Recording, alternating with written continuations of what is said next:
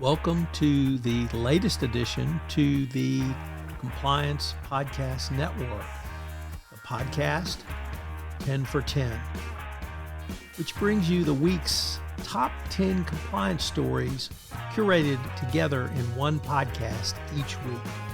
Tom Fox, the voice of compliance, brings you the compliance professional stories you need to be aware of at the end of your busy week.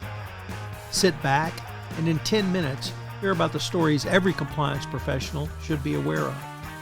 Every Saturday, 10 for 10 highlights the most important news, insights, and analysis for the compliance professional, all curated by the voice of compliance, Tom Fox.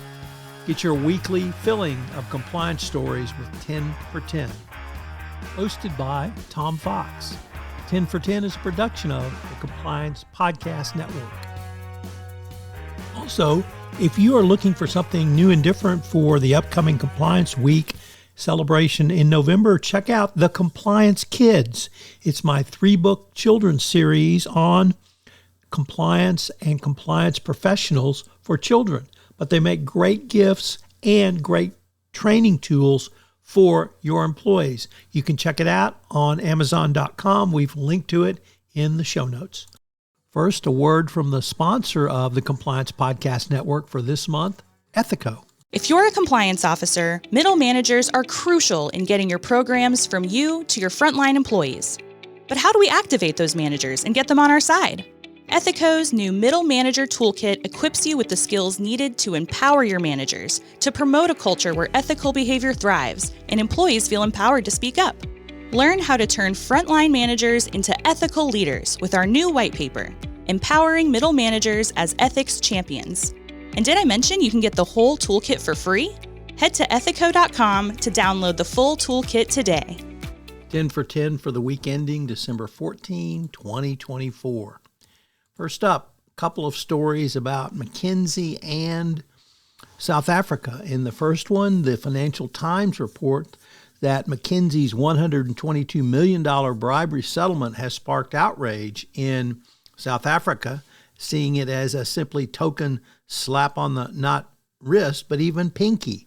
Obviously, the corruption by McKinsey is well known and well documented in the settlement documents of the FCPA case, but the several members of Parliament criticized the ruling and calling the settlement a token gesture. One parliamentarian said it will take 20 years to repair the damage done by McKinsey to South Africa, and the consultancy firm shouldn't be allowed to buy their way out of a criminal sanction with money. So perhaps there will be additional criminal penalties in South Africa. The second story around the same issue of McKinsey in South Africa comes to us from Bloomberg, which says that the South African government will not work with McKinsey on the next year's Group of 20 gathering, even though the global consulting firm has agreed to pay the fine. There will be no partnership. This would seem to me to be a more appropriate type of response by the South African government, either whether it is not doing business with them or debarring them or something that would demonstrate that South Africa is actually serious about not doing business with companies that engage in bribery and corruption. Next up from Reuters, the Fifth Circuit Court of Appeals has tossed the NASDAQ board diversity rules. NASDAQ had required companies to have diversity on their boards, both in terms of gender and race, and the Fifth Circuit said, no, you can't do that. So the Fifth Circuit continues to do everything they can to destroy diversity in this country. And you can bet that it will only get worse under the Trump administration. Next up, Trafigura was prominently in the news this week, and there were several stories, and the one I picked comes to us from Bloomberg, but you can find multiple stories on Trafigura and the trial in Switzerland of Mike Wainwright, the former COO. One story said that he really wasn't aware of the company's compliance program, which was a great laugher. But I picked one which said that, well, maybe he made mistakes and maybe he was negligent, but he wasn't criminal because he didn't have intent. Well, if you pay a bribe, you've got the intent to pay a bribe. Nevertheless, lots of stories about the corruption at Trafigura. Next up, a couple of different stories from around TD Bank. This one comes to us from the Wall Street Journal, Risk and Compliance Journal. Dylan Tokar reporting that U.S. Senators Ron Wyden and Elizabeth Warren are asking TD Bank for information about the conduct of its employees in relation to its years-long money laundering scheme. They sent a letter to the bank executive asking the bank to identify those who had been either a part of or turned a blind eye to the ongoing money laundering that was going on, and well known within the bank that it was going on. Whether this gets anywhere or not, actually, I know the answer to that, because of course the bank won't release that information because it would put executives at risk. Nevertheless, it points to one of the big problems with the settlement, and we'll get to that in our next story about TD Bank. As I indicated, we have a second story around TD Bank, and this one comes to us from CNN, which reports that a former Florida TD Bank employee has been charged in a cartel money laundering scheme. He's the third person, I believe, to be criminally charged in this case, and he was arrested following allegations of his part in the money laundering scheme around cartels. The employee facilitated money for cartels to run through TD Bank. Obviously, it's a positive thing that the government is bringing individual criminal charges, but once again, we've got people, for instance, this employee was 24 years old. He's obviously not a senior employee.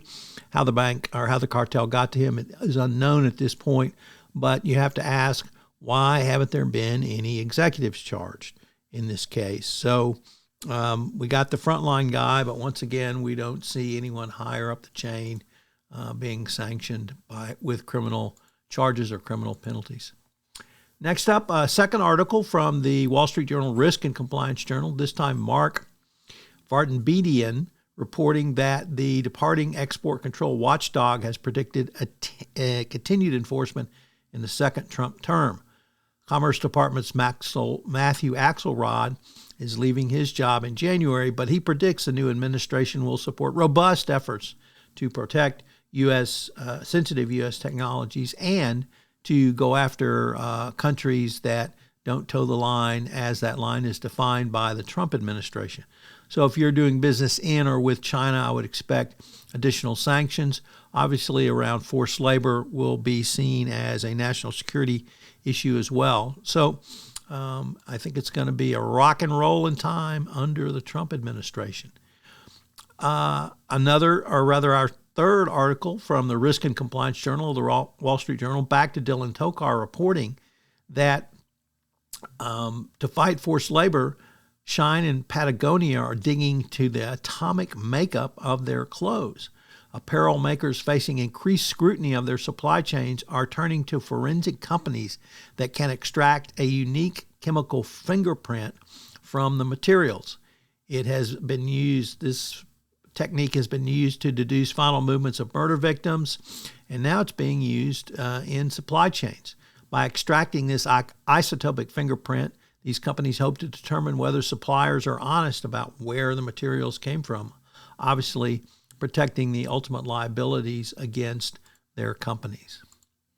The U.S. Court of Appeals has upheld the law requiring Chinese divestiture of TikTok.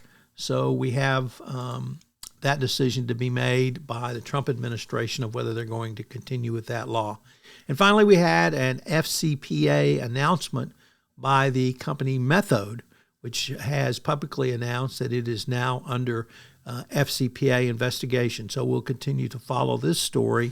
And if there's a resolution, of course, we'll report that to you. Thanks for listening. And for 10 is a special production of the award-winning Compliance Podcast Network. As I mentioned at the start of this podcast, our network sponsor is Ethico, and they've got a great new service offering for you, a middle manager's toolkit. We've linked to it in the show notes, and it's available to you at no cost. Many companies struggle with getting information to middle managers, which allows them to be the first line of response in a speak-up culture. And Ethisphere has answered this challenge by putting together a middle manager's toolkit. Check it out in the show notes. Thanks so much for listening to this episode of 10 for 10. I hope you'll check out the newest podcast in the Compliance Podcast Network, the Compliance Tip of the Day. In Compliance Tip of the Day, I give a 5 to 8 minute summary of one tip that you can integrate into your compliance program or put together for greater compliance program efficiency.